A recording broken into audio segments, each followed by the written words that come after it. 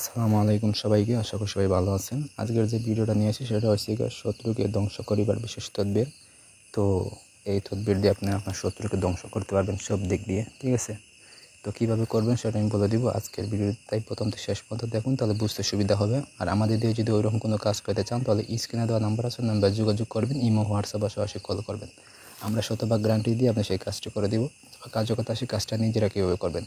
ভিডিওর যদি আপনার ঢোকেন প্রথম চ্যানেলে তাহলে একটা সাবস্ক্রাইব করবেন আর ভিডিওতে একটা লাইক দিয়ে দেবেন, ঠিক আছে।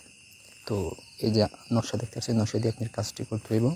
তো যদি কাহারও শত্রু ক্ষতি করিবার জন্য উঠিয়া পড়িয়া লাগে এবং তাহার শত্রুতা সে অস্থির হইয়া পড়ে, তবে নিম্নোক্ত সূরায় আম্বিয়ার নকশা খানা জাফরানের কালিদার লিখিয়া রূপার মাদুলিতে বড়িয়া নিজের সঙ্গে ব্যবহার করিবে, তাহা হইলে আল্লাহর রহমতে শত্রু নিজে নিজে ধ্বংসের মধ্যে পতিত হইব।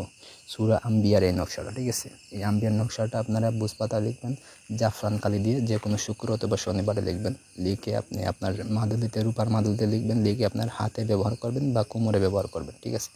তাহলে শত্রুর সঙ্গে চলাফেরা করবেন, দেখবেন যে শত্রু সে তার নিজের মতো করে গিয়া সে ধ্বংস হয়ে যাব, ঠিক আছে। যদি আপনার কোনো শত্রু থেকে থাকে ওইরকম যে আপনাকে সবসময় এই কষ্ট দেয়, আপনাকে এই হুমকি দেয়, তারপরও ক্ষতি করে, তো ওইরকম যদি শত্রু থেকে থাকে তার জন্য আপনি কাজটি করবেন। কাজটি করার আগে অবশ্যই আপনার শরীরটা বন্ধ রাখবেন যাতে আপনার কোনো ক্ষয়ক্ষতি না হয়, ঠিক আছে। আর যে কোনো ফ্রি পরামর্শের জন্য অবশ্যই কমেন্ট করবেন, আমাদেরকে ভিডিও নিচে কমেন্ট করবেন, আমরা ফ্রি পরামর্শ দিয়ে দেবো। তো এই হলো আজকের ভিডিও। ধন্যবাদ সবাইকে। আর একটা কথা হইল গিয়ে, আপনি শত্রুর নামটা দিবেন তাবিজের নিচে, যদি জায়গা থাকলে নিচে দিবেন, নিচের জায়গা না থাকলে তাবিজের উল্টা পাশে লিখে তার নামটা লিখে নেবেন, ঠিক আছে। লিখে নিয়ে তারপর আপনি মাদুলিতে পরে আপনার হাতে বা কোমরে ব্যবহার করবেন, ঠিক আছে। তো ধন্যবাদ সবাইকে।